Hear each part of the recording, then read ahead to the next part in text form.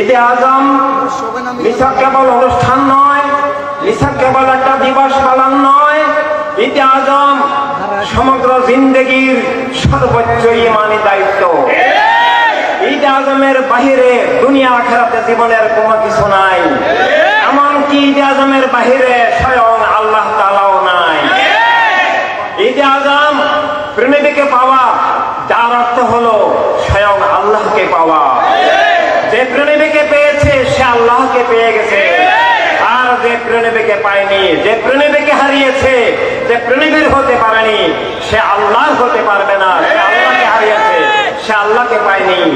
তাই ঈদে আজমের মূল বিষয় প্রেমিক হয়ে যাওয়া, প্রেমিককে পাওয়া। আর আজকের দুনিয়ায় সেটাই সবচেয়ে কঠিন বিষয় হয়ে দাঁড়িয়েছে।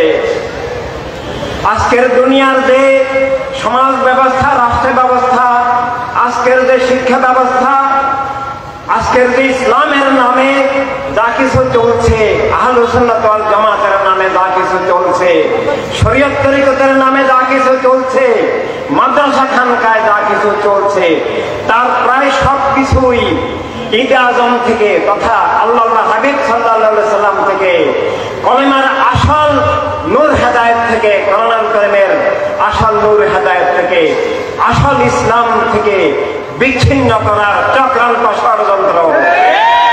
আমরা দেখি ইসলামের নামে বর্তমান দুনিয়ায় ঈদে আজমের যে আসল দান, আসল ইসলাম নাই।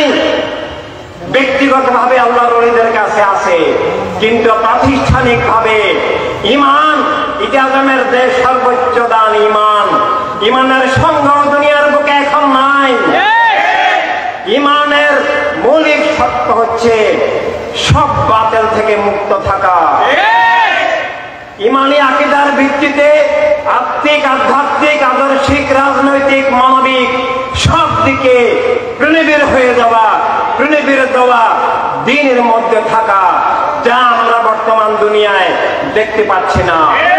আমরা দেখি ইসলামের নামে সৌদি ওয়াহাবিবাদ, আমরা দেখি ইসলামের নামে ইরানে ক্ষমতাসীন সেই বাতিল কুফরি শিয়াবাদ, আমরা দেখি ইসলামের নামে সালাফিবাদ, আমরা দেখি ইসলামের নামে তালেবান। এগুলো ইসলাম নয়। আবার ইসলামের নাম দিয়ে, আহলুস সুন্নাত ওয়াল জামাতের নাম দিয়ে মুআবিয়া ইয়াজিদের যে বস্তুবাদী মুলুকিয়তের ধারা, সেটা ইসলাম নয়। সেটা ইসলামকে জবাই করা, এটা আহলুস সুন্নাত ওয়াল জামাত নয়।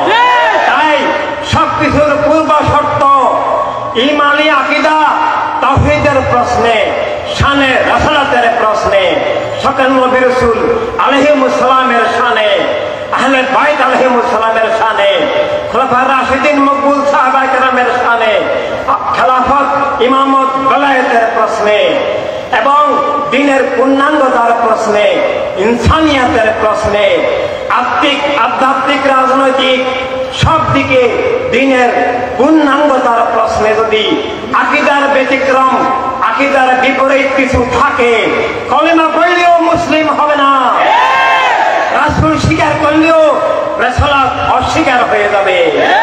এভাবে 12 রবিউল আউয়াল শরীফের নামে লক্ষ কোটি মানুষ দিয়েও জুলুস করলেও হবে না। যদি আহলে বায়তের দুশমনদেরকে সাহাবী বলা হয়, আহলে বায়তের দুশমন মুসলমানই হতে পারে না, সাহাবী দূরের কথা। কারণ আহলে বায়ত প্রেমের নূর, আহলে বায়ত ঈমানের অবিচ্ছেদ্য, দ্বীনের পূর্ণাঙ্গতার উপরে থাকতে হবে। কোন বাতিলের দালালি করে প্রেমের উম্মত হওয়া যায় না। কোন বাতিলের দালালি করে ঈদে আজম কবুল হবে না, জুলুস কবুল হবে না, ধোঁকা হবে, মুনাফিকি হবে, ষড়যন্ত্র হবে শানে রাসূলের বিরুদ্ধে। তাই আজকে 12 রবিউল আউয়ালের নামে, বিভিন্ন অনুষ্ঠানের নামে ঈদে আজমের যে আসল লক্ষ্য, প্রেমের দুনিয়াতে শুভাগমনের যে আসল লক্ষ্য, যে কলেমার আত্মা, কলেমার চেতনা, কলেমার জীবন, কলেমার রাজনীতি, কলেমার রাষ্ট্র ব্যবস্থা, কলেমার বিশ্ব ব্যবস্থা, অর্থাৎ কুফর এবং জুলুম থেকে প্রতিটি মানুষকে রক্ষা করা, সত্য সুবিচার, মানবতা, অধিকার, শান্তি, গুণ, জ্ঞান, দয়া, মায়া, ভালোবাসার যে রাষ্ট্র ব্যবস্থা, বিশ্ব ব্যবস্থা, সব মানুষের কল্যাণে প্রণবীর যে দান, ঈদ আজমের দান, তার বিপরীতে বাতিল ফেরকা বস্তুবাদ, দিনে বাতলা মুলুকিয়তের দালালি করে ঈদে আজম নয় মুসলিম দাবি মিথ্যা হয়ে যাবে।